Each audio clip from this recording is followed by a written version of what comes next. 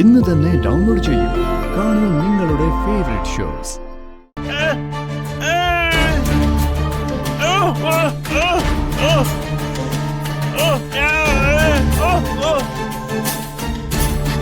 Madam, ഇതാണ് ഞങ്ങൾ പറഞ്ഞ വിനുവേട്ടൻ.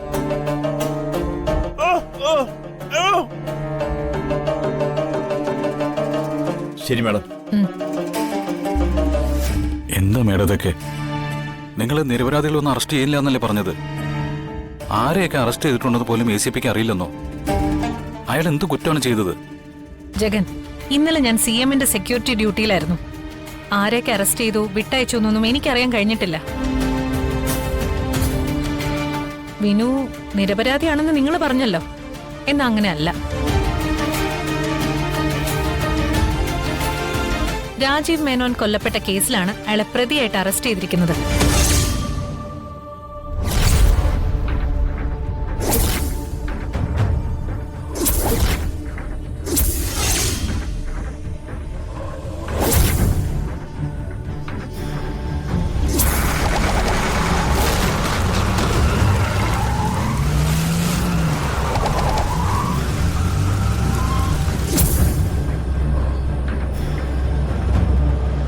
രാജീവ് മേനോൻ വധക്കേസിലോ? ഞാൻ അറസ്റ്റ് ചെയ്യപ്പെടേണ്ടതിന് പകരമായിട്ടാണ് വിനുവേട്ടൻ കുടുങ്ങിയിരിക്കുന്നത്. ഇതിലെന്തോ ചതിയുണ്ട്.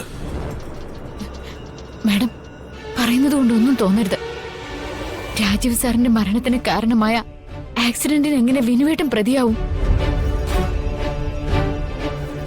അന്ന് അപകടം നടക്കുമ്പോ വിനുവേട്ടൻ ഞങ്ങളുടെ കൂടെ ഓഡിറ്റോറിയത്തിൽ ഉണ്ടായിരുന്നു. വീഡിയോ പരിശോധിച്ച് മേഡത്തിന് അത് മനസ്സിലാവും. ഓഡിറ്റോറിയത്തിൽ ഉണ്ടായിരുന്ന ആള് എങ്ങനെ കാറടിച്ചു കൊല്ലും? ന്യായമായ ചോദ്യമാണ് വന്ദനയുടേത്. പക്ഷേ കൊലപാതകത്തിൽ പങ്കില്ലെങ്കിൽ എന്തിനാണ് ഈ വിനു കുറ്റം സമ്മതിച്ചത്? അയാൾ ആ കല്യാണ മണ്ഡപത്തിൽ ഉണ്ടായിരുന്നതിന്റെ ഒറിജിനൽ വീഡിയോ എന്നാ ഹാജരാക്കണം. മൊത്തം ദുരൂഹതകളാണല്ലോ. ഏതായാലും അന്വേഷണ ചുമതല എനിക്കാണല്ലോ ജഗൻ. ജഗൻ എന്നെ നന്നായിട്ട് അറിയാലോ. ആരാണ് യഥാർത്ഥ പ്രതിയെന്ന് കണ്ടെത്തി അകത്താക്കിയിട്ടേ ഈ വൈക മടങ്ങും.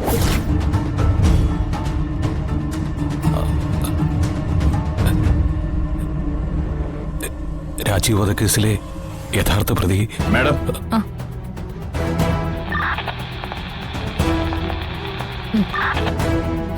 ജഗ, എനിക്ക് അർജന്റായിട്ടൊരു കേസ് അറ്റൻഡ് ചെയ്യാൻ പോണം.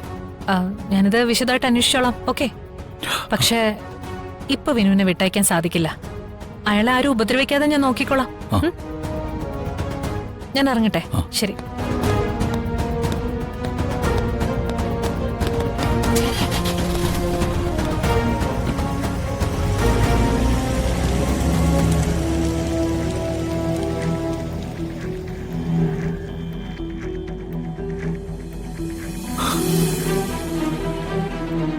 വിനുവേറ്റന്റെ ഈ അറസ്റ്റിന് പിന്നിൽ കളിച്ചത് അച്ഛനായിരിക്കൂ.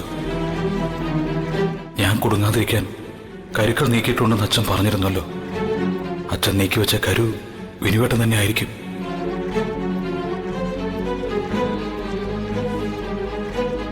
മാനത്തെ കൊട്ടാ